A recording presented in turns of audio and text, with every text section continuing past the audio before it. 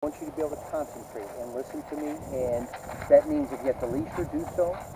If she's good to hang around, stand on her leash, whatever you need to do. But I don't want you worried about the dog, and I don't want you worried about anything on your mind that should have been done, well, could be done. I want you to listen to me here a little bit. When you lay your own track, you need to convey in those times confidence to your dog. And that means when you're on your track, you know you're on your track. And so, first turn, and again, pay attention to the wind. Now you or you can pick that tree up and hand away, but I really want you to concentrate on it, okay? That first corner, here's what I'm going to tell you about her performance. Excellent. Excellent, you think? Oh, yes, ma'am, I know. And here's what I'm telling you. The breeze, stiff this way. The corner into the breeze. Right.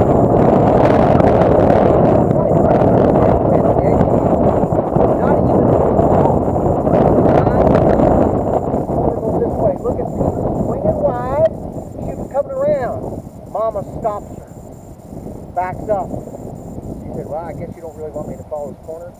I'm not sure what you want, man. I'm not sure. And then you say to her, find it. She says, all right, I'll try. And she goes on, she tracks with it.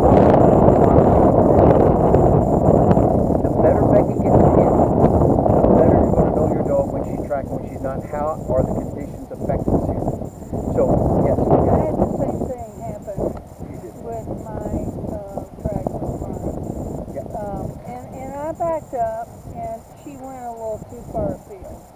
And, but that's what she's been doing. Okay. She's been making these big yes, okay, circles. and we're going to stop here. Now, I want to tell you something. I'm not going to use the word T-double-O here. Does that make sense? She did not go too far. She did not go too far beyond. She was on it. And I mean that sincerely. I'm talking about Mari. No, exactly. And so Mari got caught in the wind, went a little bit too far, and then she got a little distracted. She did not. She was not distracted. She did not go too far. She was on it. And she was swinging wide because the wind blew her that way, and she fought the wind very well. Well, Clara did, though. I mean, Clara didn't know exactly, but I was like waiting. I was waiting. All right, and here's what I would say. Let's don't get started. We're going to talk about your tip. I'm sorry. No, it's okay, because here's what I would say. There's a couple differences. You did not know where the track was. It was not your track. Yeah. She does. She knows exactly where the track went. I'm sorry, I shouldn't have interrupted. Yes, and it's all right, but I want your interjection. But here's my job. My job is over our coach to say, pertinent point, let's expand that or hold that thought because I don't want her to get lost. That was a very nice corner she made. And here's what I don't want to see. I don't want to see Peach losing confidence. Because Peach was excited on that track, handled that stiff wind easily. She was making that wide corner. Here's what I love to her. This is one of our 5 points. I love to her some point from here. Wow, good girl, Peach. Somewhere more often. Tell her. Woo! Okay. I love that when she's working hard. Now, if she's, another one of her points, creeping up to a smell, watch me. Like she did. Here's what I said before we got there. That animal, if I've ever seen it. I walked up to where she crept up to, the pile of dog crap. Now, that other little piece that looked like a piece of bird or something like that, she did twice. Yeah. She is an honest animal. She does not lie. Meaning, every time, look, she track along, she smells something animal. Look how she goes up to it. Watch me. Golly. She's cautious. She creeps up to it. She says, this is icky, spooky. This is, wow. Every single time. And here's something else. So are you safe at that point? When you see that creeping, say leave it? In fact, I would do more than that. I would tug her. Boom. I would tug her. You don't say anything. Boom. She has been tracking. Okay, now that's going to be a separate issue because when we get to the test, it's like coaching your team for a football game. You get to the test, you follow along. You can't do anything now. You're a coach of a football team. You say, I've prepared my boys all week for the game. Now they just play. Not much I can do today. But during the training, we'll get to the test here in just a minute. During the training, when you see her, if you laid the track, my track goes this way. The breeze come this way. She cuts off 9 degrees from the track. This is what she did towards that animal part. She cuts away from my track. I'm Becky. I know I went straight. She cuts 90 degrees to the right, and she goes almost half a tracking line, and then cautiously looks out the grass. None of us knew, as clear as you did, that has nothing to do with Becky. So when I see my dog take a 90-degree cut, not using the wind, off my track, creeping towards any kind of smell that's not me, I'm going to hammer him with a leash. Kaboom! And then I'll say, where you been, Missy? I'm not upset. Let's get on with it. And she said, my bad, because here's where you see this confident dog. She said, my bad. She'll get back on that track. You know what you say to her? Find it. That's my girl. Good deal. If you didn't know if Cheryl laid that track or Terry laid the track, and we're not really sure, did they venture this way? Did they wander this way? Did they put food down? I got to be careful. Very ladylike. Manners, yeah. Right on top of We have to be careful. When you lay your own track, you you've got to convey confidence to her. You're on it. That's my baby. So in other words, more praise. Okay. Do not allow her to carry you off this track. Now, here's what happened. At the goal line, this is one of my 5 points, or the backstop, the back goal. When you're approaching that, and she was kind of heading towards the back of the goal, but then I see you backing up. And I thought, well, maybe that's a change of direction. That's why I asked you. Well, see, she kind of made me doubt myself. Okay, all right, but now, here's something else. When you lay a track, you can't doubt yourself. You got to know where this track is, because when she started to back up, thinking, I think there's a change of direction, and then you back up, we're all thinking, this is a change of direction. When I asked you, you said, no, it goes behind the goal. Then I'm thinking, why are we backing up now? Why are we allowing her not only to back up, she's searching now. She said, well, I guess you don't want me to follow the track. I'll look around here and see if I can find something else. And she's kind of going to the left, and Becky starts to follow. I'm thinking, I guess I didn't understand what behind the goal meant. Maybe you went to the left and then you cut behind the goal. Then so I clarified again. Does it go here? Yeah, it goes behind the goal. I wanted to say, then what in the world is Becky and Peach doing way over here? You said, well, Cheryl laid it, and I don't know where it went. True enough. Exactly. That's why blind tracks are so telling. And if this were a blind track, let's say Cheryl laid this track for you. I'm not going to tell Cheryl, and I'm not going to tell you when you're 2 steps off this track. I want to see, can we recognize? Do you recognize? Does she show us? I quit here, I'm throwing a towel because I don't know where I'm at. Or does she keep taking it across the ground?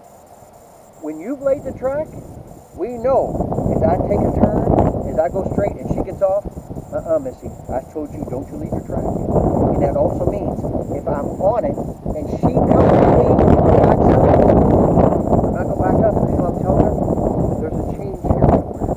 And there's not really. You said I went all the way to the tree. So know where you're at when you lay that track.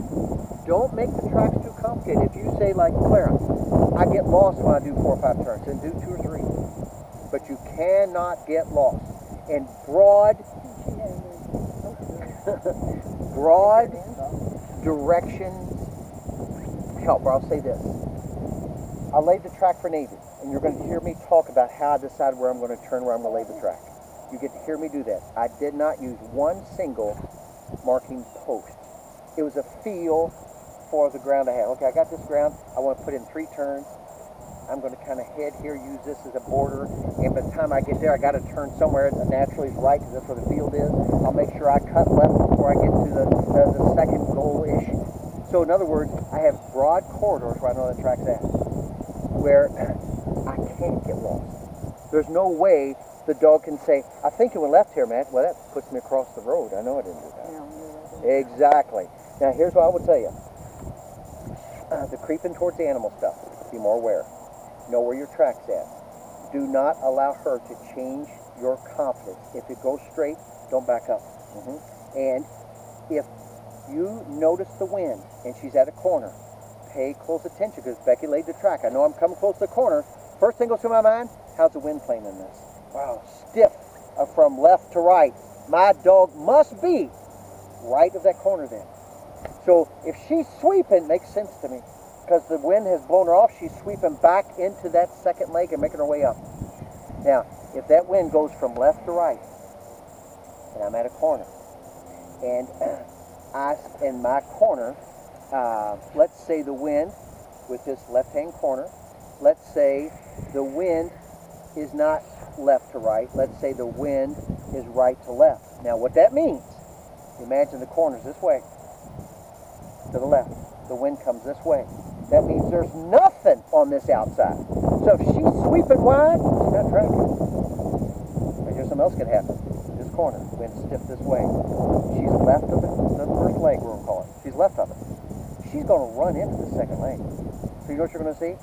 You may see her track along. Whoa, wait, here's right here. Good. And she cuts a corner. She's not cheating. She's not wrong. She's on it. Okay.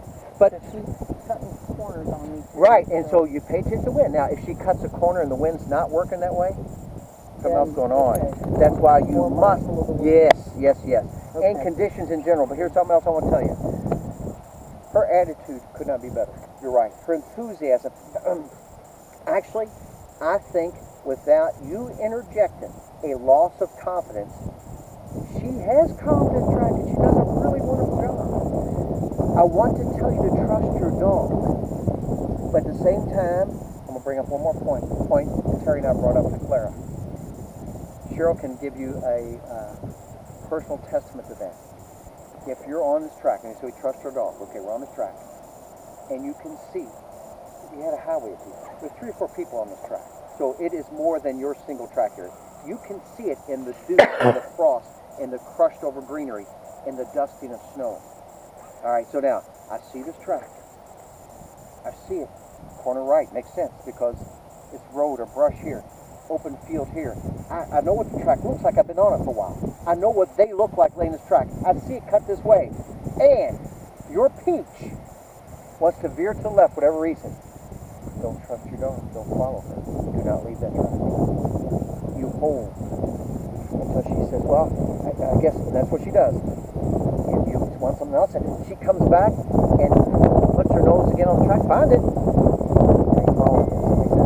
So, well, that, hey, all right, what will we do to test if you can see the track and your dog veers off the track? No, first, don't go anywhere. Yes!